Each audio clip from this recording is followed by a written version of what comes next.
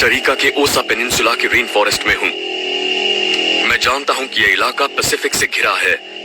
अगर मुझे कोई नदी मिल जाए तो मैं उसके साथ साथ समंदर तक पहुंच जाऊंगा और तब मुझे शायद कोई इंसानी बस्ती मिल जाए।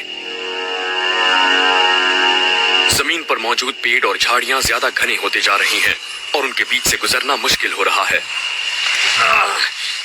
ये झाड़ियां बहुत घनी है और अब ये दूसरे जंगल के ठीक बीचों बीच है। ऐसे जंगल में दिशा भटक जाना जानलेवा हो सकता है। इस इलाके में होने वाली 5 में से करीब 1 मौत इसलिए होती है क्योंकि सैलानी हड़बड़ाकर भटक जाते हैं। इन झाड़ियों के बीच से निकलना बहुत मुश्किल हो रहा है, पर मेरे लिए ये रास्ता फायदेमंद है क्योंकि ये पहाड़ी से नीचे जा रहा है और दूसरी बात, यहाँ कभी इंसानी बस्ती होती थी, तो हो सकता है कि यहाँ से मुझे बाहर निकलने का कोई रास्ता मिल जाए। 10 साल पहले अधेड़ उम्र की एक अमेरिकी महिला रेन फॉरेस्ट में अकेले ही हाइकिंग के लिए निकली थी। वो रास्ता भूल गई, गिर गई और घायल हो गई। चल फिर ना पाने की वजह से वो वहीं अटक गई। हालांकि उसे ढूंढने वाले दल में 90 लोग थे, पर जब उसे 2 हफ्तों बाद ढूंढ निकाला गया तब तक उसका शव सड़ चुका था। मेरे पास अगर कोई बड़ा छुरा होता तो मैं कुछ ही घंटों में ये सब काट देता, पर मेरे पास फिलहाल बस एक चाकू है, इसीलिए काफी वक्त लग सकता है। मेरे हाथों में घाव होने लगे हैं, देखिए छाले पड़ गए हैं। ऐसे तो बात नहीं बनने वाली है, मुझे कुछ और करना होगा।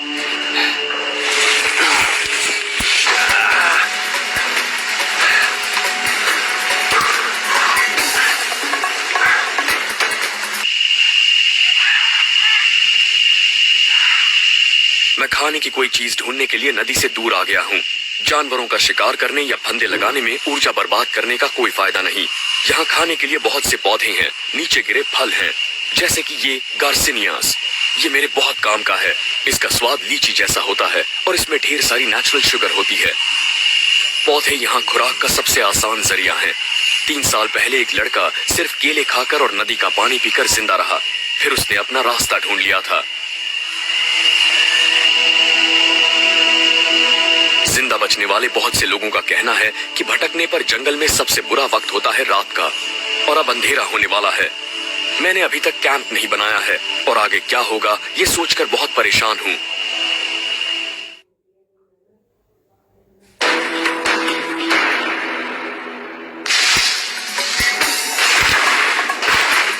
मैं कोस्टा रिका की रेन फॉरेस्ट में हूँ और मुझे बाहर निकलने का रास्ता ढूंढना है। डिसेंट्री डायरिया का एक बिगड़ा हुआ रूप है। शायद मैं इसका शिकार नहीं हुआ हूँ, शायद मेरे पेट में कोई वायरस चला गया है। हो सकता है मैंने गलती से किसी बैक्टीरिया या जानवर के मल को छू लिया हो। मुझे यकीन है कि मैंने कल जो पानी पिया था वो साफ था, लेकिन इसने मुझे याद दिलाया कि मुझे और ज्यादा सावधान होना चाहिए। पानी में बहुत से वायरस और माइक्रोब्स होते हैं, इसीलिए हाइकिंग पर जाने के दौरान हमेशा पानी साफ करने वाली गोलियां ली जाइए। पर कभी कभी किस्मत आपका साथ नहीं देती।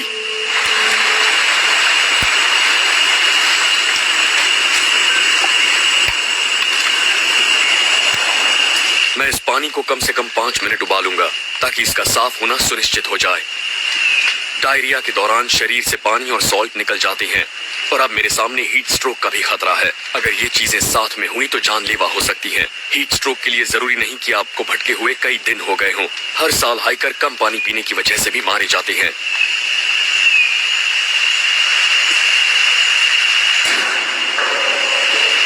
अब मुझे अपने पेट को ठीक करने वाली कोई चीज ढूंढनी होगी। जंगल आपको बीमार बना सकता है, पर इसका इलाज भी बता सकता है, बशर्ते आपको उसकी पहचान हो। जंगल में मिल्क ट्री नाम का एक पेड़ होता है। इसका सत खराब पेट के लिए वाकई अच्छा होता है। इसकी अलग ही पहचान में आने वाली नुकीली कोंपलें होती हैं और इसमें दूध जैसा सफेद रस होता है। मैंने कैंप से करीब 800 मीटर ऊपर ऐसा एक पेड़ देखा था। बस अब मुझे वहां पहुंचकर उसे ढूंढना होगा।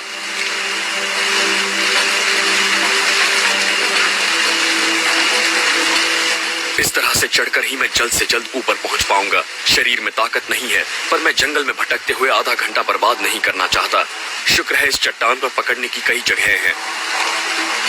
लेकिन एक बार फिर पानी मुझे रोक रहा है।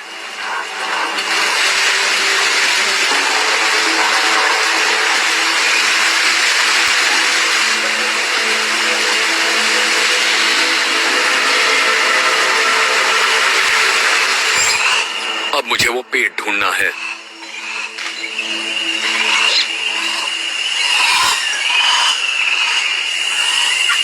हमारे इस्तेमाल की करीब आधी दवाइयां रेन फॉरेस्ट के पौधों से ही बनाई जाती हैं। पेन किलर आइब्यूप्रोफेन को मंकी लैडर ट्री कहलाने वाली इस बेल से निकाला गया था। बस जाहिर है कि आपको ये पता होना चाहिए आप क्या ढूंढ रहे हैं, और मैं इसे ढूंढ रहा हूं। ये एक छोटा सा मिल्क ट्री लग रहा है और इसे कुदरती मिल्क ऑफ मैग्नीसिया कह सकते हैं। ये पेट के लिए वाकई अच्छा होता है और इससे मुझे थोड़ी ताकत मिलेगी। इसकी पहचान आप इस खास तरह की पत्तियों से कर सकते हैं। ये देखिए, इसकी कोंपलें भी ऐसी नुकीली होती हैं और जब आप इसे तोड़ेंगे तो इसमें से ये दूध जैसा रस निकलेगा। इस छोटे पेड़ के पास ही एक बड़ा मिल्क ट्री भी है जिसकी छाल अलग ही है। ये दिखने में आमी कैमोफ्लेज जैसी लगती है। आमतौर पर आपको ऐसे दुधिया रस वाले पौधों को खाने से बचना चाहिए। ये इसके जहरीले होने की निशानी है, पर मैं जानता हूँ कि ये पेड़ जहरीला नहीं है। ये एक तरह का लेटेक्स है और ये आपके पेट को ठीक करता है। कमाल है, इसका स्वाद बहुत ही क्रीमी है। मेरी हालत जल्दी से ठीक होनी चाहिए, वरना आगे जो चुनौतियां आएंगी उनका सामना करना मेरे लिए मुश्किल साबित होगा।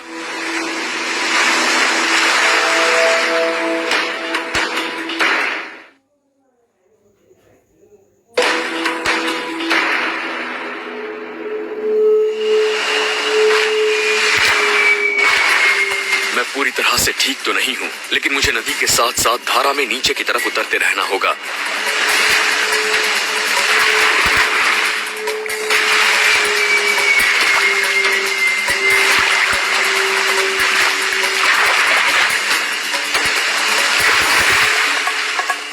मैं नहीं जानता मैंने कितनी दूरी तय की है, पर लगता है कि मैं आगे बढ़ रहा हूं।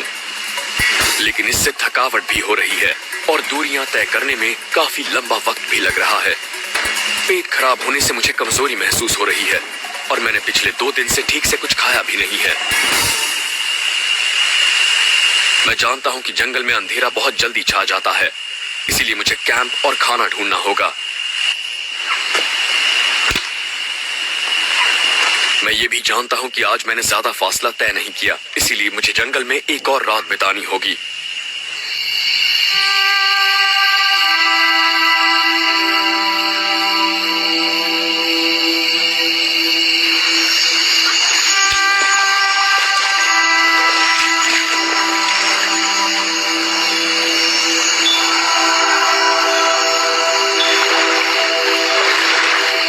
मैंने आग जला ली है और कैंप भी बना लिया है। अब मैं यहाँ पर कुछ मछलियाँ पकड़ने की कोशिश करने वाला हूँ और इस काम के लिए ये अच्छा वक्त है, क्योंकि मैं जिन मछलियों को ढूंढ रहा हूँ वो रात के वक्त काफी सुस्त होती हैं।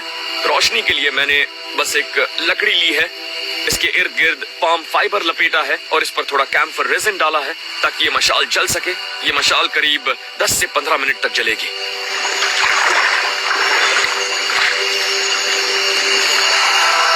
मैंने इस मशाल को पानी के काफी करीब पकड़ा है और श्रिम्प या क्रेफिश ढूंढ रहा हूँ। मैंने अपने चाकू को एक लकड़ी पर बेलों से बांध रखा है ताकि अगर कुछ नजर आए तो मैं उस पर वार करूं और फिर उसे पकड़ सकूं।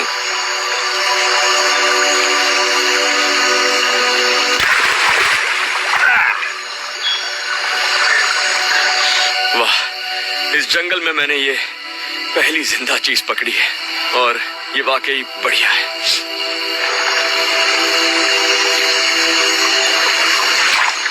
वैसे इन क्रेफिश को बिना चाकू के पकड़ना काफी आसान होता है, बस काश मुझे कोई मछली मिल जाए तो दावत पूरी हो जाएगी।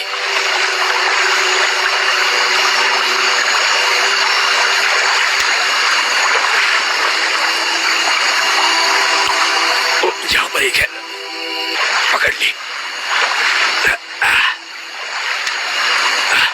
अरे वाह, लगता है बात बन गई।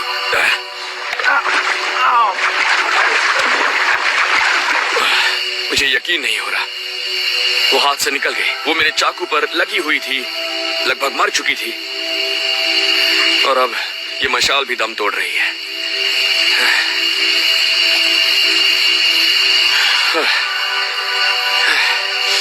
अब मेरे पास 4 क्रेफिश हैं और मेरे खाने का इंतजाम तो हो गया, पर आज दावत नहीं होगी।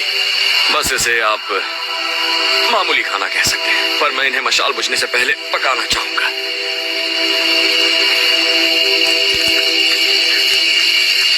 किसी भी तरीके से अपने जोश को बरकरार रखने की कोशिश कीजिए। कभी कभी बस आग जलाकर कुछ अच्छा खाने से ही जोश बढ़ जाता है।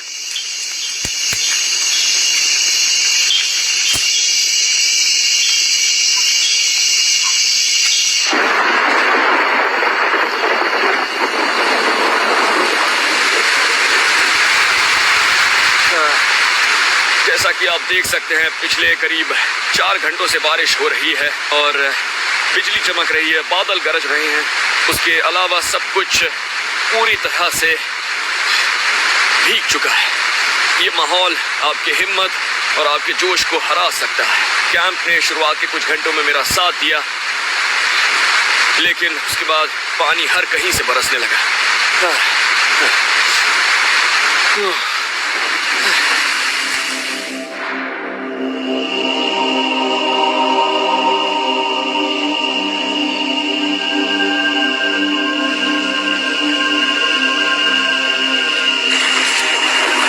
एक रात और जागने के बाद अब इस जंगल से जल्द निकलने का मेरा इरादा मजबूत हो गया है। पिछले करीब 1.5 किलोमीटर के दौरान इलाके में काफी बदलाव आया है। जमीन समतल हो गई है और नदी चौड़ी। अब मैं इसके साथ साथ चल रहा हूँ और किनारे पर पानी भरा हुआ है। अब मैं एक बहुत ही अच्छी नदी के किनारे पर हूँ और शायद यही मुझे इस जंगल से बाहर निकालेगी। अगर मैं धारा के नीचे की तरफ बढ़ने का रास्ता ढूंढ निकालूं तो शायद मैं किसी गांव या बस्ती या समंदर तक पहुंचूंगा। और मुझे काफी उम्मीद है कि आज रात मैं किसी गर्म और आरामदेह बिस्तर में सोऊंगा। लेकिन उससे पहले मुझे इस नदी का सफर तय करना होगा और ऐसा करने का सबसे तेज तरीका है राफ्ट के जरिए। तो मैं ऐसा ही करूंगा। मैं एक बहुत ही आसान सा राफ्ट बनाने की कोशिश करूंगा और उसे तैरने में मदद करेगा ये बालसा का पेड़। इससे अक्सर मॉडल्स बनाए जाते हैं क्योंकि ये बहुत हल्का और काटने में आसान होता है। इतना आसान कि मैं बस अपने चाकू और एक पत्थर से ही इसे काट सकता हूँ। लगता है ये पेड़ यहाँ मेरे लिए ही उग रहा था और ये दिखने में बेशक भारी लगता है, पर ये इतना हल्का है कि आपको सुपरमैन जैसा लगता है। और कई दिन बाद मैं खुद को इतना ताकतवर महसूस कर रहा हूँ। मैं इसकी छाल उतार रहा हूँ और इससे मैं राफ्ट को बांधूंगा। ये बहुत मजबूत और बहुत लचीली होती है।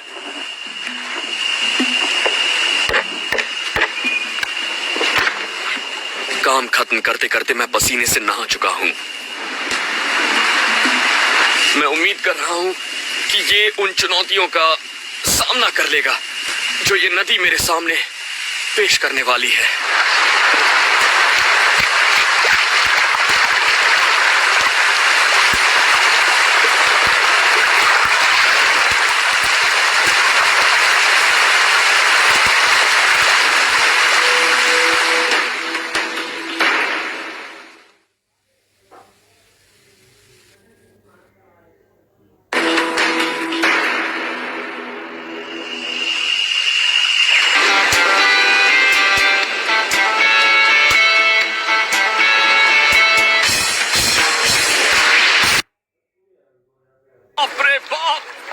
देखिए वेल है, वेल। वो एक बड़ी सी हम्पबैक वेल है, मुझसे करीब 20 मीटर दूर है और वो काफी बड़ी होती है। उसकी लंबाई 40 फुट तक हो सकती है। यकीन नहीं होता मैं उन्हें देख रहा हूं। मैं उनके बहुत करीब हूं। इतने बड़े मैमल्स के साथ समंदर में तैरने का अपना ही मजा होता है और कितनी खूबसूरत है वो। मजा आ गया। टापू के करीब आते ही समंदर का रूप बदल जाता है। पानी के बहाव को किनारे की जमीन रोकती है, इसीलिए यहाँ पर लहरें तेज हैं। इनसे लड़ना बहुत मुश्किल है। हमने उन धाराओं को तो पार कर लिया, पर अब चुनौती है इन चट्टानों पर आती लहरों से निपटना। मैं इस गली के अंदर जाने की कोशिश करता हूँ। जरा संभल कर, पहले मैं जाकर देखता हूँ। जब 5 फुट ऊंची लहरों का सामना करना हो तो आपको बहुत चौकन्ना रहना पड़ता है। चट्टानों से टकराएं तो भारी पड़ सकता है। ओके, आ जाओ। ठीक है, ऊपर ऊपर ऊपर। मैं सूखी जमीन पर तो आ गया हूँ, लेकिन चारों ओर पानी से घिरा हुआ हूँ और मेरे सामने 60 फुट ऊंची चट्टान है। मुझे इस पर चढ़ना होगा।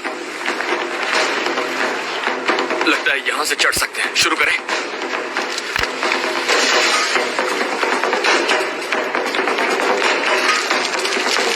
जब 2 टेक्टोनिक प्लेट्स करीब 15 लाख साल पहले टकराई थीं, तब ये टापू बने थे। समंदर का तल उस टक्कर से सतह के बाहर आ गया और यहाँ ये आर्किपेलागो बन गया। चूने के पत्थरों की इस भुरभुरी चट्टान पर चढ़ना आसान नहीं है, बहुत मुश्किल है। यहाँ भुरभुरे पत्थरों की एक परत सी बन गई है, चिड़ियों की पीठ है और बिल्कुल सूखी धूल भी। मुसीबत है। यहाँ पर कुछ भी ठोस नहीं लग रहा।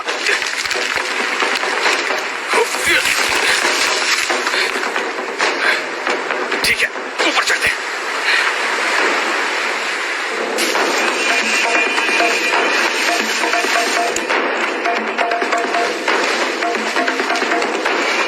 मुझे सबसे पहले तो इस टापू को पार करना है। इसका पूर्वी किनारा पनामा की ओर है। पहले ये पता लगाना होगा कि उसके आगे क्या है, तभी मैं आगे का प्लान बना सकता हूँ। 5 मिनट बाद मैंने इसे पार कर लिया है। जहां तक नजर जाती है सुनसान इलाका नजर आता है। जब सामने इतना, वहां एक जहाज है। चलिए जाकर देखते हैं। संभल के आना। ऐसे इलाकों में जब तक पीने के पानी का कोई स्रोत नहीं मिलता, तब तक आपको खुद ही अपनी जान बचाने के उपाय करने होंगे। मैं इस जहाज के मलबे की मदद से यहाँ से निकलने की कोशिश करूंगा। ये मलबा इस बात का सबूत है कि ये समंदर कितना खतरनाक हो सकता है। यहाँ समंदर को हल्के में नहीं लिया जा सकता। अगर मैं वहां ऊपर तक पहुंच जाऊं, तो अच्छी तरह से अंदाजा लगा सकता हूं कि आगे मुझे कहां जाना है। सिर्फ 30 फुट की ऊंचाई पर चढ़ने के बाद ही मैं अब दुगनी दूरी तक देख सकता हूँ। यहाँ से नजारा तो खूबसूरत है, लेकिन बुरी खबर है कि मुख्य द्वीप वहां पर है और वहां तक पहुंचने के लिए मुझे समंदर में कम से कम 8 किलोमीटर का रास्ता तय करना होगा। अगर मुझे अपनी जान बचानी है तो मुझे वहां पहुंचना होगा। मैं जानता हूं वहां तक कैसे जाना है, बस हमें नीचे उतरना होगा। इस टापू से जाने का एक ही रास्ता है, समंदर। देखिए कितना कचरा पड़ा है। जिस जबरदस्त तूफान ने इस जहाज को किनारे तक पहुंचाया होगा, उसी की वजह से इतना कचरा भी इकट्ठा हुआ है। मैं इनसे एक राफ्ट बना सकता हूँ, लेकिन वो मजबूत होना चाहिए। किसी का कचरा किसी के काम आ सकता है।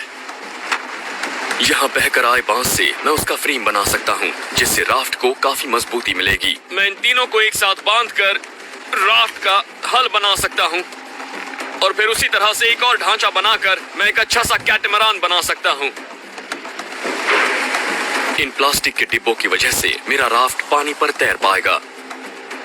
मेरा प्लान तो अच्छा है, लेकिन मुसीबत ये है कि इन बोतलों के ढक्कन हैं ही नहीं।